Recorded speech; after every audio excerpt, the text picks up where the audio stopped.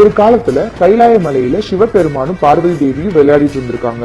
அப்போ சந்தோஷத்துல பார்வதி தேவி சிவபெருமானோட கண்ணை பின்னாடி போய் நின்று கையால மூடி இருக்காங்க. அதுக்குள்ள உலகமே இருண்டு போயிடுச்சு. ஏன்னா ஈஸ்வரன் கண் மூடுனா உலகமே அதை உணருது. அப்போ சிவன் மெதுவா பார்வதி தேவியோட கையை பிடிச்சி, உன்னோட சின்ன விளையாட்டுக்கே இவ்வளவு தாக்கம், இதுக்கு நீ பூமியில போய் தவ செஞ்சாதான் இது சமநிலைக்கு திரும்பும் அப்படின்னு சொல்ற. உடனே பார்வதி தேவி பூமியில இறங்கி அருணாச்சல மலைக்கு வர்றாங்க. ஏன்னா அங்கதான் சிவன் அக்னி லிங்கமா தங்கிட்டு இருக்காரு.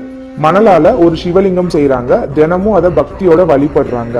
ஆலமரத்தடியில அமைதியா தவம் இருக்கிறாங்க. இன்னைக்கும் அந்த இடத்துக்கு உண்ணாமலை அம்மன் சந்நிதி அப்படின்ற பேர் இருக்கு. பார்வதியோட பக்தியை பார்த்து சோதிக்க நினைக்கிற சிவபெருமான் அங்க வெள்ளத்தை உருவாக்குறாரு. பெருக்கெடுத்து தண்ணி மேல வர வர அந்த சிவலிங்கம் தண்ணியில கரையாம அதை அணைச்சபடியே, என்னோட உயிரே போனாலும் பரவாயில்ல, உன் மேல வச்ச பக்தி கொஞ்சம் கூட குறையாது அப்படின்னு பார்வதி சொல்றாங்க. அந்த பாசத்தையும் பக்தியையும் பார்த்து சிவன் உருகி போய் நிக்கிறாரு. அருணாச்சல மலையிலிருந்து ஒரு அக்னி ஜோதி வடிவுல சிவபெருமான் தோன்றி பார்வதியை பார்த்து, இனிமே தனி கிடையாது, அண்ணாமலையோட ஒன்றிணைந்த உண்ணாமலையாக இருப்பாய் அப்படின்னு சிவபெருமான் ஆசீர்வதிக்கிறார். அவ்வளவுதான். அங்கதான் அண்ணாமலை உண்ணாமலையோட தெய்வீக திருமணம் நடந்தது.